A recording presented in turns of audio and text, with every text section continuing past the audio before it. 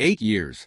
That's how long I spent building someone else's dream, while mine collected dust in the corner. 8 years of working double shifts to pay for her medical school tuition. 8 years of frozen dinners because she was always studying. 8 years of canceled vacations because she needed to focus on exams.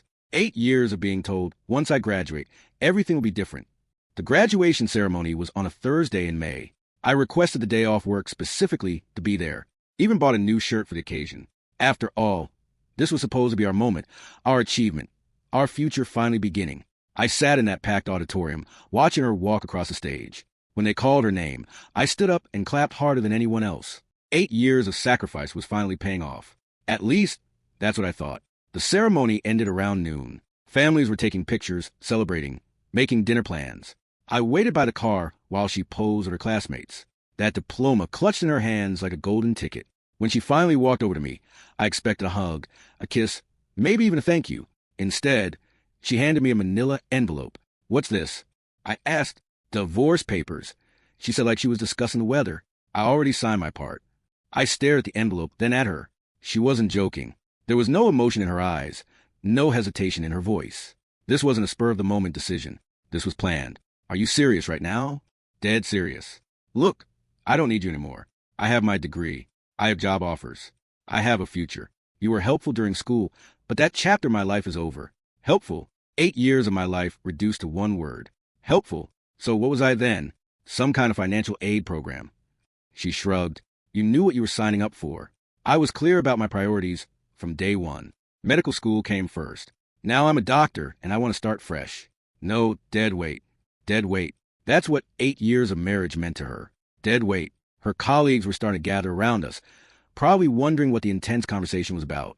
Some of them I recognized from a few social events I'd attended over the years. They all knew I was a husband who worked overtime to pay their friends' tuition. I opened the envelope and skimmed through the papers. Everything was already filled out. She divided our assets, claimed the car she wanted, even listed the apartment as solely hers since she'd be making doctor money soon. I was getting the bare minimum the law required. "You've really thought this through, haven't you?" "I'm not stupid. I know what I want." I looked around at her classmates watching us, at the family celebrating nearby, at the woman I'd spent 8 years supporting who was now discarding me like a used textbook. Then I did something that surprised everyone, especially her. I pulled out a pen from my jacket pocket and signed every page without reading the rest, right there in the parking lot, in front of her medical school colleagues. I ended our marriage with the same casualness she'd started this conversation.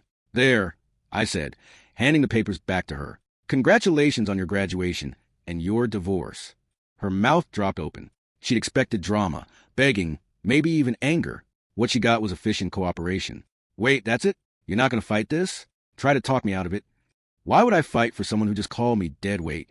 I turned and walked away from the car, leaving her standing there with her diploma in one hand and our signed divorce papers in the other. Behind me, I could hear her colleagues starting to whisper among themselves. I didn't look back. I didn't raise my voice. I didn't make a scene. I simply walked out of that parking lot and out of her life completely. The last thing I heard as I turned the corner was one of her classmates asking, "Who was that guy? And why did he just walk away from his own car?" I kept walking. She wanted to start fresh with no dead weight. Perfect. She was about to find out exactly what dead weight I'd been carrying all these years. 3 days after the graduation parking lot incident, I was gone, not just from the apartment, but from the entire state. While she was probably expecting me to come crawling back with apologies and flowers, I was executing the most thorough disappearing act of my life. The beauty of being married to someone who never paid attention to finances was that she had no idea what I actually controlled. She thought she was getting the apartment because she'd be making doctor money. What she didn't know was that I'd been paying the rent from my personal account for the past 2 years, not our joint account. The lease was in my name only. I spent those 3 days liquidating everything that mattered, closed our joint accounts, and moved my half to a new bank she'd never heard of, canceled the utilities that were in my name, transferred my phone number to a new carrier, even canceled the Netflix subscription she loved so much. By Saturday morning, I was loading my pickup truck with everything I actually cared about: clothes, tools, my grandmother's china that she never appreciated anyway, and my collection of vintage records she always complained were taking up space. Portland, Oregon became my destination, not because I had ties there, but because I didn't. Clean slate in a city where nobody knew my story, and nobody would think to look for me. The apartment I found was nothing fancy, 1 bedroom, 15 minutes from downtown with a view of a parking lot instead of the city skyline she always talked about wanting. but it was mine. Completely, legally, financially mine. Landing a job took less than a week. Construction management for a mid-sized company that specialized in commercial buildings. The pay was solid. The hours were reasonable, and nobody asked about my personal life. Perfect. Meanwhile, back in our old city, she was discovering the reality of her fresh start. The first sign of trouble came when she tried to pay the rent.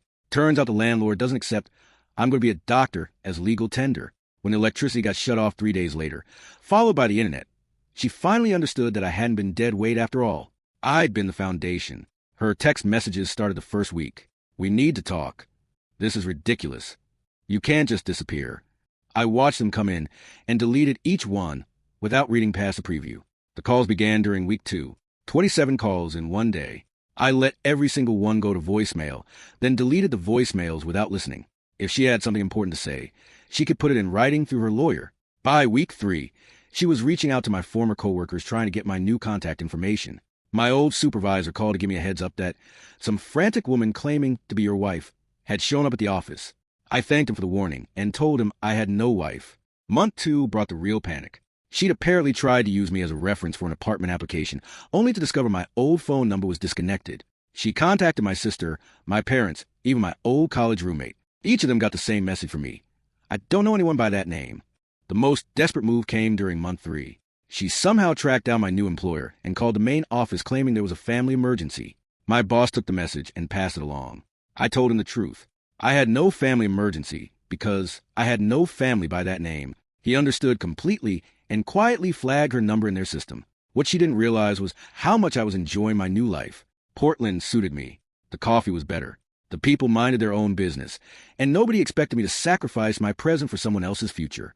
I joined a hiking group that met every weekend, started taking evening classes in project management, even began dating again, though nothing serious. Just rediscovering what it felt like to have conversations that didn't revolve around medical school stress and study schedules. The woman I met at a bookstore coffee shop was everything my ex-wife wasn't. She had her own career as a graphic designer, paid for her own meals, and actually seemed interested in my thoughts and opinions. When I told her I'd recently gotten divorced, she simply nodded and said, "Good for you for knowing when to walk away." No drama, no analysis of what went wrong, no suggestions for counseling or second chances, just acceptance that sometimes marriages end and moving forward is the healthiest option. By month 6, I'd stopped checking if my ex-wife had tried to contact me.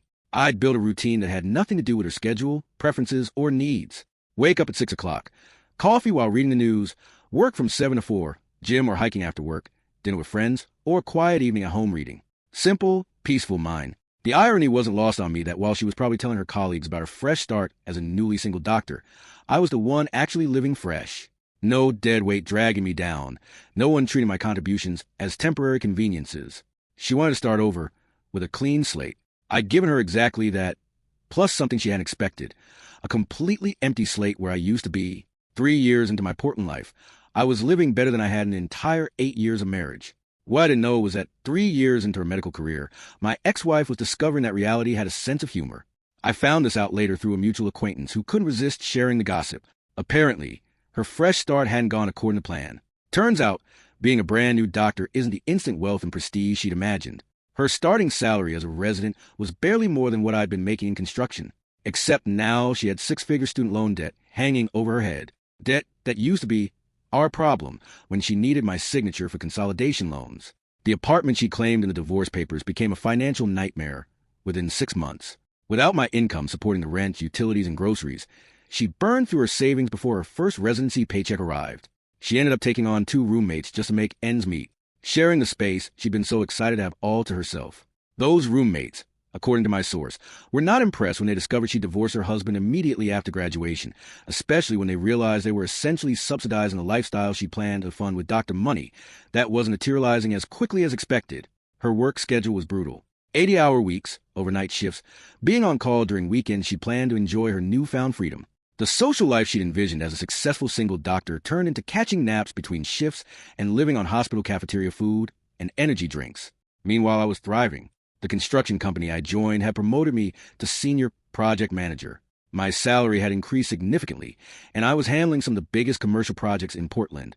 I bought a small house with a decent yard, nothing fancy, but completely mine. No shared mortgage payments, no joint financial planning, no asking permission for purchases.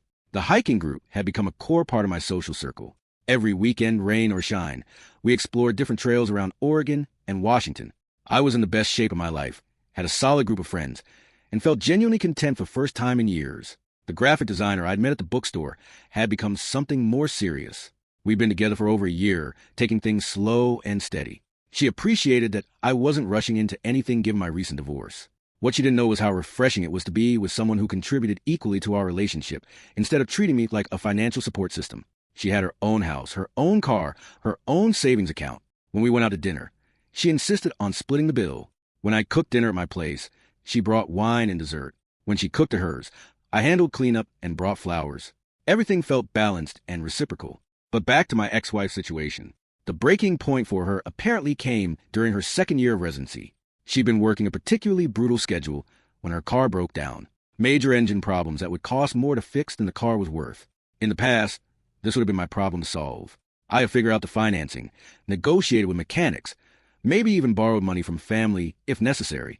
Now, she was facing a loan with maxed out credit cards and no savings.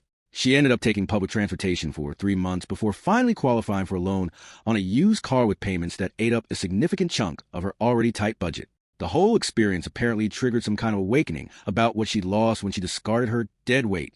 That's when the real searching began. First, she tried social media, but I deleted all my old accounts and never created new ones under my real name.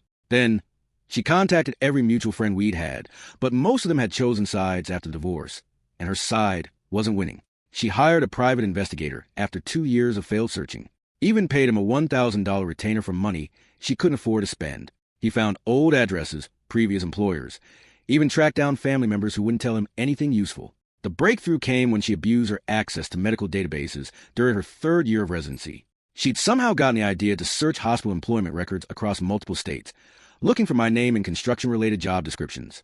Apparently, she figured I'd eventually need medical care somewhere, and if I kept the same type of job, she might find a trail. It was a long shot that shouldn't have worked, but it did. A routine physical I'd gotten through my employer's health insurance program had created a record that showed up in her search. The hospital was in Portland, Oregon, and the employment listed was with a major construction firm. She'd found me. After 3 years of searching, she finally had a general location and enough information to track me down completely. What she didn't know was that the man she was looking for had evolved far beyond the person she discarded in that graduation parking lot. I wasn't the same guy who'd worked double shifts to pay her tuition. I wasn't the same man who'd accepted being called dead weight and helpful. I was someone who'd built an entirely new life without her in it. Someone who'd proven that her assessment of my value had been completely wrong. Someone who'd moved on so completely that her name rarely crossed my mind anymore. She was about to discover that when you throw away something valuable, you don't get to decide 3 years later that you want it back. The calls started on a Tuesday morning in March.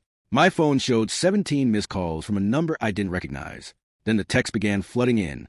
I know you're getting these messages. We need to talk about what happened. I made a mistake and I want to fix it. Please just call me back. I deleted each message without reading past preview.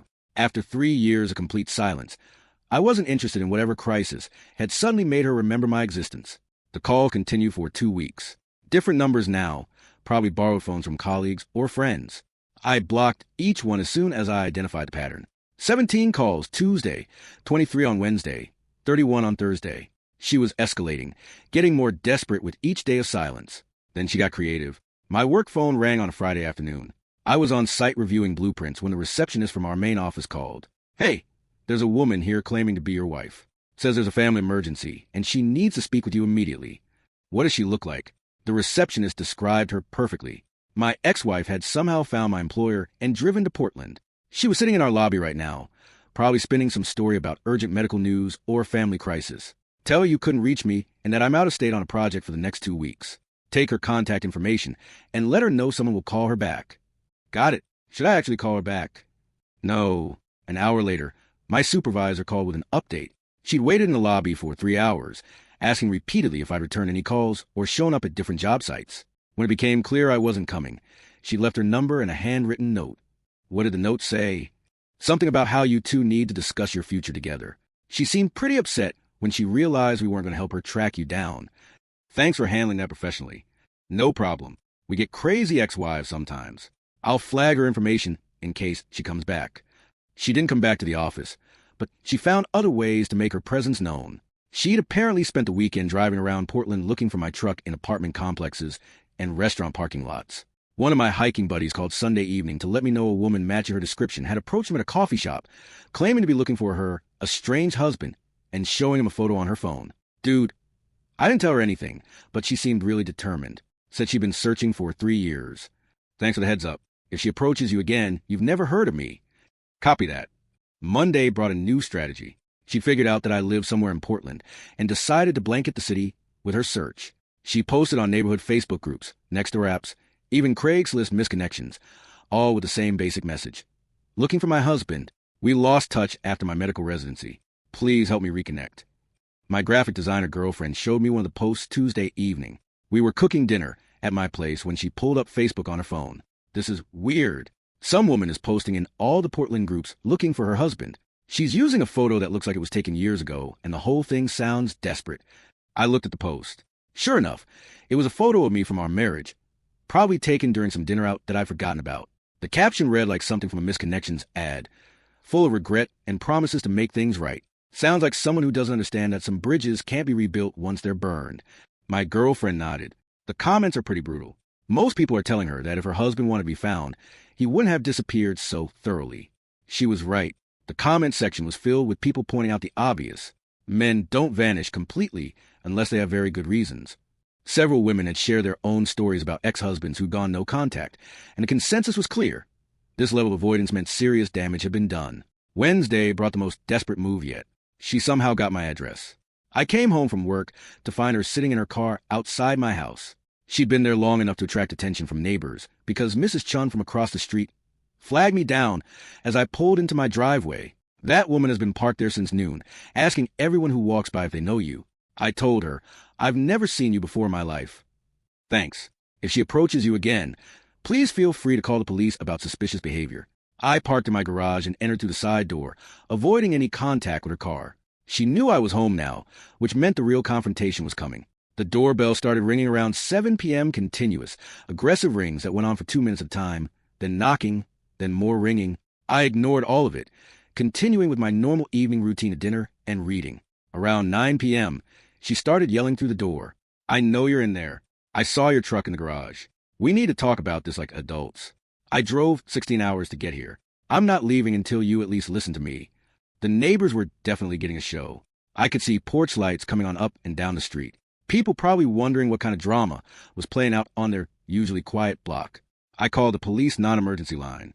I'd like to report someone trespassing and disturbing the peace at my residence. It's my ex-wife, and she's been here for several hours, refusing to leave. The officer who arrived 20 minutes later was professional and efficient. I watched through the window as he spoke with her for about 10 minutes. She was animated, gesturing toward my house, probably explaining her 3-year search and her desperate need to reconnect. He knocked on my door and I answered. Sir, the woman claims to be your ex-wife and says she needs to discuss important matters with you. Are you willing to speak with her? No. We've been divorced for 3 years and I have no interest in any communication with her. I'd like her removed from my property. Understood. I'll escort her off the premises and explain that she needs to leave you alone. Through the window, I watched him walk back to her car and have another conversation.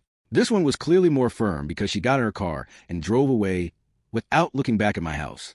My phone buzzed with a text from an unknown number 5 minutes later. The police can't stop me from loving you. I'll wait as long as it takes. I screenshotted the message and added it to the file I started keeping. If this escalated further, I wanted documentation of everything. 3 years of silence followed by 2 weeks of desperation. She'd found me, but she was about to learn that finding someone and reconnecting with them are two completely different things. She cornered me at Home Depot on a Saturday afternoon. I was loading lumber into my truck for a deck project when I heard her voice behind me. Please don't walk away. Just give me 5 minutes. I turned around to find her standing 10 feet away, looking like she hadn't slept in days. She was thinner than I remembered, with dark circles under her eyes and that frantic energy of someone running on pure desperation. 5 minutes for what? To apologize, to explain, to ask for another chance. I closed the tailgate and faced her completely. You had 8 years of chances. You used them all up in a parking lot 3 years ago. I was stressed. Medical school was overwhelming, and I said things I didn't mean. I regretted it every single day since. Which part do you regret? Calling me dead weight, or discovering that dead weight was actually keeping your life afloat? She flinched at that. I never should have said those things. I was scared about starting my career, and I thought I needed to be completely independent to prove I could make it as a doctor. How's that working out for you? Her jaw tightened. It's been harder than I expected. The hours, the money, everything. I realize now that I gave up the best thing in my life for a career that's not what I thought it would be. I leaned against my truck and crossed my arms. So, let me understand this. When you thought you were going to be wealthy and successful, you threw me away like garbage. Now that reality hit and you're struggling. Suddenly I'm the best thing that ever happened to you. That's not how it was. That's exactly how it was. You said it yourself. You didn't need me anymore. I was helpful during school, but that chapter was over. Remember? She looked down at the ground. I was wrong. Yes, you were. About a lot of things. I know I hurt you, but we can fix this. We had something good before medical school took over everything. We can have that again. I almost laughed. We never had anything good. I had 8 years of being your personal support system while you chase your dream. You had 8 years of free financial and emotional labor while you figured out your career. Those are two completely different relationships. That's not fair. Fair? You want to talk about fair? Let me tell you what's been fair. You got exactly what you asked for. A fresh start with no dead weight. I got exactly what I deserved after 8 years of being taken for granted. A life where I'm valued. I value you. I always valued you. You value what I provided. There's a difference. She stepped closer, and I could see tears starting to form in her eyes. I love you. I've always loved you. I just got confused about priorities. No, you didn't get confused. You got honest. For the first time in 8 years, you told me exactly what you thought of me and our marriage. The only thing that's changed is your circumstances. People change. I've changed. Have you? Or are you just desperate because being an adult is harder than you expected? She was quiet for a long moment, then tried a different approach. What can I do to prove that I'm different now? Nothing, because I'm different now, too. What do you mean? I mean, I'm not the same man you discarded 3 years ago. That guy who worked double shifts to pay your bills, he's gone. The guy who accepted being called dead weight and helpful, he doesn't exist anymore. You're talking to someone completely different. I don't believe that. People don't just become different people. Sure they do, especially when they're forced to rebuild their entire life from scratch. Want to know what I've learned in the past 3 years? She nodded. I learned that I'm actually pretty good company when I'm not constantly worried about someone else's stress levels. I learned that I have interests and hobbies that don't revolve around medical school schedules. I learned what it feels like to have conversations that don't end with someone complaining about professors or rotations or board exams. Her face was getting redder with each point I made. I learned that when you date someone who has their own career and their own money, relationships become partnerships instead of charity cases. I learned that mutual respect is actually possible when both people contribute equally. You're dating someone? I'm engaged to someone. The words hit her like a physical blow. She actually stepped backward and put her hand to her chest. Engaged! 3 months ago. We're getting married in September. But we're still married. No, we're not. You divorced me, remember? Signed papers and everything. Very efficiently handled. Actually, we could still, if you want to try again. I don't want to try again. I want to continue moving forward with someone who chose me when she had options, not someone who only wants me back because her other options didn't work out. She was crying openly now. This isn't how this was supposed to go. How was it supposed to go? You were supposed to show up after 3 years, apologize for treating me like garbage, and I was supposed to gratefully accept you back into my life. Yes. No. I don't know. I just thought if I could find you and explain. You thought I'd be sitting around waiting for you to realize your mistake. Like I was just on pause until you decided you needed me again. She didn't answer, but the expression on her face confirmed exactly what she'd been thinking. Here's the thing you never understood about me.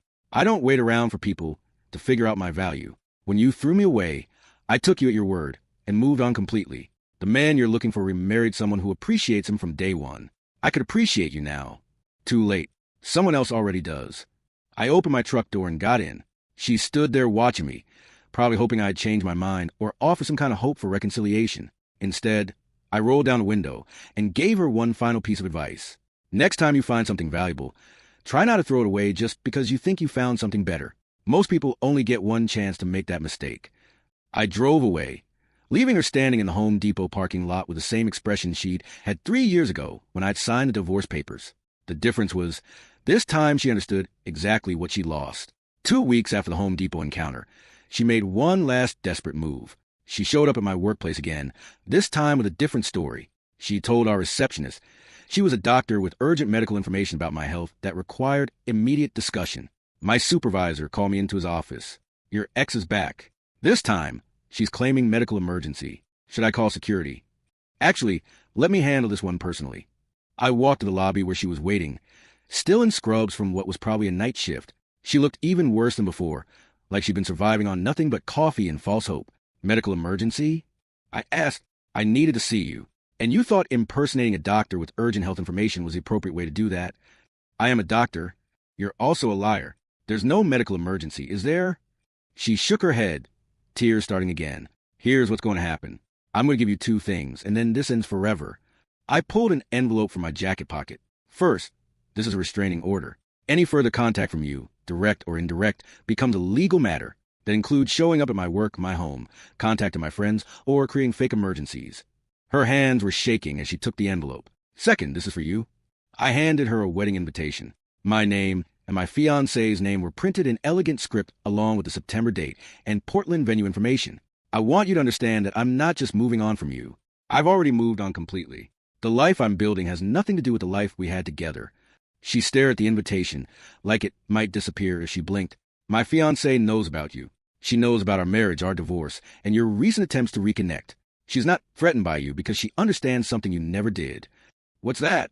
That when someone chooses you every day instead of just keeping you around until something better comes along, it creates a completely different kind of relationship. Security had arrived and was waiting nearby, probably called by the receptionist when she realized what was happening. These gentlemen are going to escort you to your car. If I see you again, if I hear from you again, if you contact anyone in my life again, the next conversation will be with my lawyer and the police. She was crying harder now, clutching the restraining order and wedding invitation.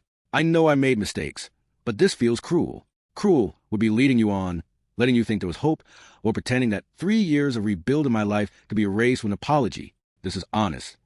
I love you. I know you think you do, but love isn't something you discover when you're desperate. Love is what you nurture when you have choices. Security stepped forward, and she let them guide her toward the exit. At the door, she turned back one last time. Will you ever forgive me? I already have. That's why I was able to move on completely. She left, and I never saw her again. 6 months later, I married my fiancée in a small ceremony surrounded by people who'd watched me build a new life from nothing. During my vows, I promised to choose her every day, not just when convenient. She promised the same thing back. Sometimes the best revenge isn't getting even. It's living so well that the people who discarded you realize they gave away something irreplaceable. My ex-wife wanted a fresh start with no dead weight. I gave her exactly that and built something better than anything we'd ever had together. She got what she asked for. I got what I deserved. We were both finally free.